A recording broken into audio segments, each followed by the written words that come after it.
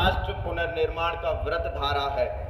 संकटों पर मात कर 75वें वर्ष में प्रवेश कर गया संगठन हमारा है। सर्वप्रथम आपको अखिल भारतीय विद्यार्थी परिषद के 74वें स्थापना दिवस एवं राष्ट्रीय विद्यार्थी दिवस की आप सभी को हार्दिक बधाई एवं शुभकामनाएं। अखिल भारतीय विद्यार्थी परिषद वो छात्र संगठन है राष्ट्र सर्वप्रथम के भाव को विद्यार्थियों में जागृत करने का कार्य करता है।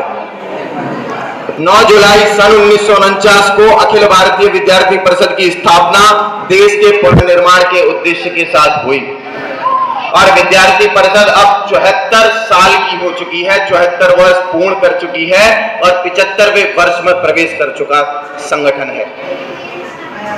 आजादी के बाद देश में कई छात्र संगठन बने।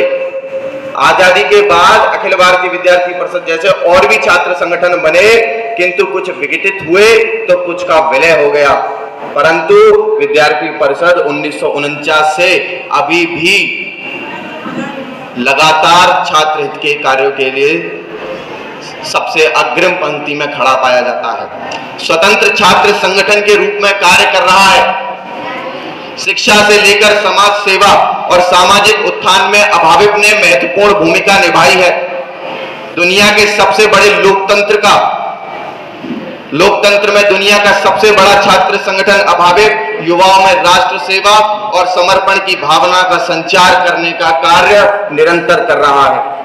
आती है तब अभाविप हमेशा सबसे आगे कतार में खड़ा पाया जाता है। ज्ञानशील और एकता के सिद्धांत के साथ अखिल भारतीय विद्यार्थी परिषद दुनिया का सबसे बड़ा छात्र संगठन है, जिसके पूरे देश भर के अंदर 30 लाख से अधिक सक्रिय कार्यकर्ता हैं। अखिल भारतीय विद्यार्थी परिषद की पाठशाला के माध्यम से अभाविप के कार्यकर्ता झोपड़पट्टी, गली मोहल्ला तथा जगह जगह पढ़ाने गए ताकि गरीब बच्चे ऐसे समय में अपनी पढ़ाई पूरी कर सके जिस समय कोविड महामारी का दौर था। विद्यार्थी परिषद निरंतर बना रहने वाला छात्र संगठन है। यहाँ युवाओं की नई खेल जुड़ती चली जाती है, लेकिन संगठन सतत साधना में लीन और सक्रिय रहता है।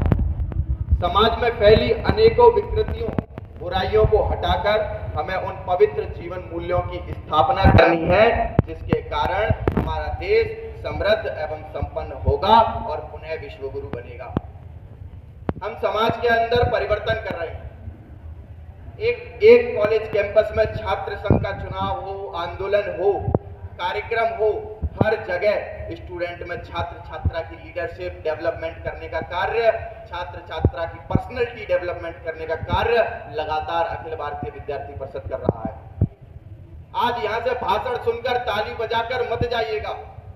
विद्यार्थी परिषद ने आपको मौका दिया है विद्यार्थी परिषद की प्रतियोगिताओं में प्रतिभाग करने का। विद्यार्थी परिषद ने आपको प्लेटफॉर्म दिया है आपके अंदर छुपी प्रतिभा को निखारने का। आप विद्यार्थी परिषद के साथ जुड़िए, अखिल भारतीय विद्यार्थी परिषद के सदस्य बनिए। आप अपनी बात कहिए, अपने कॉलेज की समस्याओं को उठाइए, अपने कॉलेज की समस्या का समाधान कीजिए, अपने कॉलेज की समस्या को एक लॉजिकल एंड तक लेकर जाइए। ये मैं आज इस मंच से आप सभी से आह्वान करता हूं।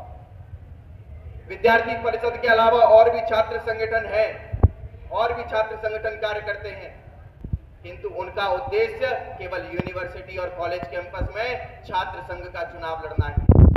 लेकिन अखिल भारतीय विद्यार्थी परिषद छात्र संघ का चुनाव तो लड़ता ही है, परंतु देश हित के कार्यों के लिए, समाज हित के कार्यों के लिए, विद्यार्थी हित के कार्यों के लिए लगातार कार्य करने वाला संगठन है जो छात्रों के लिए 24 घंटे तत्पर रहता है। अखिल भारतीय विद्यार्थी परिषद समाज जीवन के प्रत्येक क्षेत्र में एक लीडरशिप देते हुए लगातार कार्य कर रहा है। हमारा इतिहास है विद्यार्थी परिषद में केवल किसी राजनीतिक पार्टी को सत्ता लाना नहीं है और बाहर करना नहीं है। विद्यार्थी परिषद ने जब जब देश के सामने ज्वलंत मुद्दे आए उन मुद्दों का समाधान करने का काम विद्यार्थी परिषद ने किया है।